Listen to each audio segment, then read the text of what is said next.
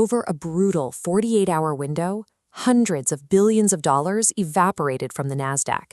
The world's largest semiconductor and hyperscale tech companies, giants like Amazon, Meta, and Google, are suddenly issuing debt at historic levels. Pundits are panicking over the potential end of the AI supercycle, but the collapse of tech stocks points to a deeper structural failure. The problem lies in the physical environment we are forcing our technology to live in. This friction is known as temporal shearing.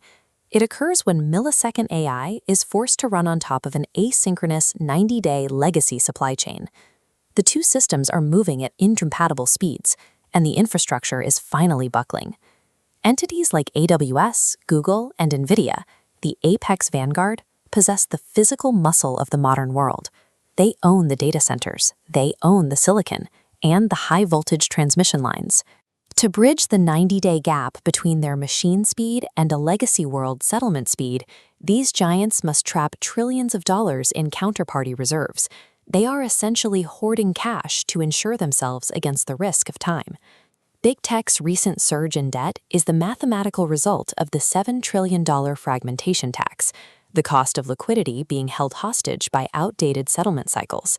Shaving just one day off the settlement cycle reduces volatility margin requirements by 41%. Synchronizing to a real-time T+0 economy would unlock trillions in liquidity, yet the Vanguard remains stuck. Forcing instant settlement onto existing legacy pipes creates a pre-funding trap. Research from the DTCC warns that without a new automation layer, true T+0 would require institutions to pre-fund all trades globally, which would actually drain liquidity from the market. There is a physical limit, too. Attempting to scale AI over the legacy grid risks a thermodynamic flash crash, literally exceeding the energy and operational capacity of the environment. Collaboration is also blocked by law. If tech giants attempt to pool proprietary data to fix the lag themselves, they face immediate government intervention. Any move towards centralized data pooling triggers an immediate antitrust execution, leaving the Vanguard in a state of legal and physical paralysis. The industry is caught in a deadlock, unable to scale AI safely, but unable to fix the legacy grid without triggering a collapse of the entire circuit.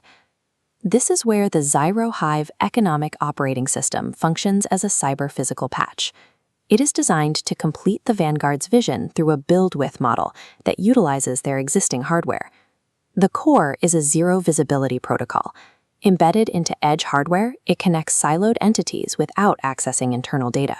Because it's blind to proprietary vaults, competitors safely share physical capacity. This routing layer instantly calculates paths around restrictions, maintaining continuous flow without monopoly capture. By providing a neutral, synchronized nervous system, the architecture enables the physical world to finally match the speed of the machine. When ZYRO HIVE synchronizes the grid and unlocks that $7 trillion in trapped reserves, the capital is recomposed back into the regions where it was generated. The T+0 transition distributes liquidity across 4 pillars: state, enterprise, community, and individual. This creates the universal basic asset, using smartphones as verification nodes earning ambient yield. Execution is mathematically restrained. If AI exceeds local energy capacity or 67% cultural consent, the circuit reroutes.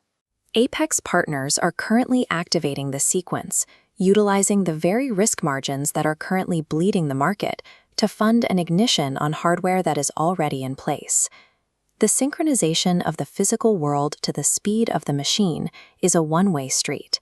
Once this T+0 nervous system is turned on, the global economy can no longer afford the friction of the past. The muscle is built, the circuit is ready to fire.